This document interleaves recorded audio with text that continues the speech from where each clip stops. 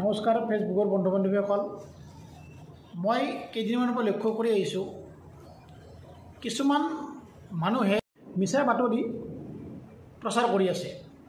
মই এখন আপোনালোকক ছবি দেখুৱাইছোঁ, তাৰ পিছত কৈ আছোঁ।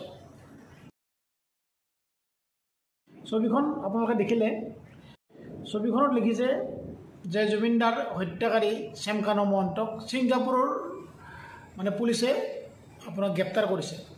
যদি ছিংগাপুৰ পুলিচে গ্ৰেপ্তাৰ কৰিছে, আপোনালোকে লাইভ দেখক না, আপোনালোকে পিকচাৰটো দেখক যে এইটো শ্যামকানু মহন্ত এই ছিংগাপুৰ পুলিচে গ্ৰেপ্তাৰ কৰিছে। মিছা মিছি কৰি সমাজত বিভ্ৰান্তি সৃষ্টি কৰিবলৈকে বা সান্তনা দিবলৈকে আপোনালোকে এইবিলাক ফল্ছ নিউজ দেখুৱাই নাথাকিব। কেইদিনমান আগতে লিখিছে 48 ঘণ্টাৰ ভিতৰত আলফাই শ্যামকানু মহন্তক গুলীয়াই হত্যা কৰিব। এইটো যে সঁচা মই ভবা নাই, কাৰণ 48 ঘণ্টা উকলি যাবৰ কাৰণে এতিয়া বেছি সময় নাই।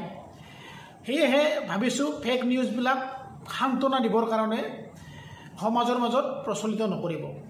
জনসাধাৰণ এনেই বহুত গৰম হৈ আছে, গৰম বুলি ক'ব, জাগ্ৰত হৈ আছে।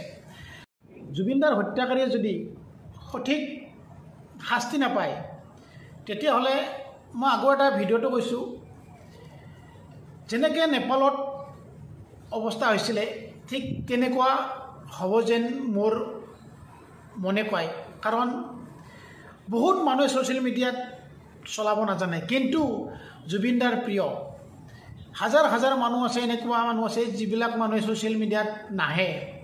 আৰু ছ'চিয়েল মিডিয়াৰ মোবাইল চলাব নাজানাও বহুত গৰীব ঘৰৰ বহুত নজনা মানুহ আছে, যিবিলাকৰ শিক্ষা নাই। সেইবিলাকো জুবিনদাক বহুত মৰম কৰে।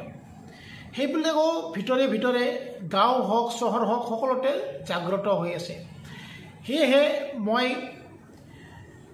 অসম চৰকাৰক অনুৰোধ জনাইছোঁ যে মামা, আপুনি এইবিলাক কাম সোনকালে কৰক, আৰু যদি সোনকালে কৰা নহয়, আপুনি পিছ হুহুকি থাকে, তেতিয়াহ'লে এটা সময়ত চাব যে আপুনি আপোনাৰ গাড়ীৰ পৰা নুমিব লাগিব। কাৰণ জনসাধাৰণে আপোনাক যেনেকৈ বহাইছে, জনসাধাৰণে আপোনাক তেনেকৈ উঠাই দিব।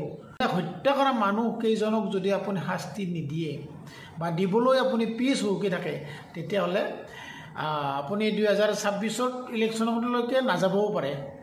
কাৰণ যিখিনি মই গম পাইছোঁ, মই গাঁৱে ভূঞে চহৰে বা য'ত নেকি গাঁও অঞ্চলত, একদম গাঁও অঞ্চলত গৈও দেখিছোঁ, শুনিছোঁ, জুবিনদাৰ কাৰণে এতিয়াও মানুহে কাম দি আছে। সেইবিলাক চাই মই আপোনাক কৈছোঁ, আপোনাক আমি বেয়া নাপাওঁ। আপুনি আমাৰ এজন বহুত ভাল চিএম হয়, কিন্তু সেই বুলি আপুনি যে আমাৰ কথাবিলাকৰ পৰা পিছ হুহুকি থাকিব,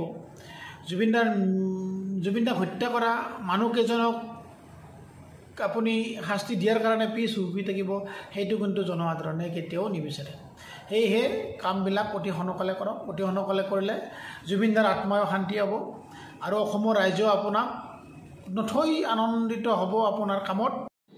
এই যিখিনি মই কথা ব্যক্ত কৰিলোঁ, এই কথাখিনি মোৰ কথা নহয়, মোৰ নিজৰ কথা নহয়। এই কথাখিনি জনসাধাৰণৰ অন্তৰৰ কথা। মই যিখিনি ঘূৰি পাকি জনসাধাৰণৰ অন্তৰত পাইছোঁ, কথা পাতি পাইছোঁ, সেইখিনি কথা আপোনাৰ ওচৰলৈ প্ৰেৰণ কৰিলোঁ। আপুনি অলপ ভালদৰে চাব, আৰু জুবিনদাৰ হত্যা কৰা সেই নৰপিশাচকেইজনক শাস্তি দিয়াৰ কাৰণে সোনকালে কামবিলাক কৰিবলৈ চেষ্টা কৰিব। বন্ধু বান্ধৱীসকল, ভিডিঅ'টো ইমান শ্বেয়াৰ কৰক যাতে মোৰ কথাখিনি মামৰ ওচৰলৈ গৈ পায়। জয় জুবিনদা।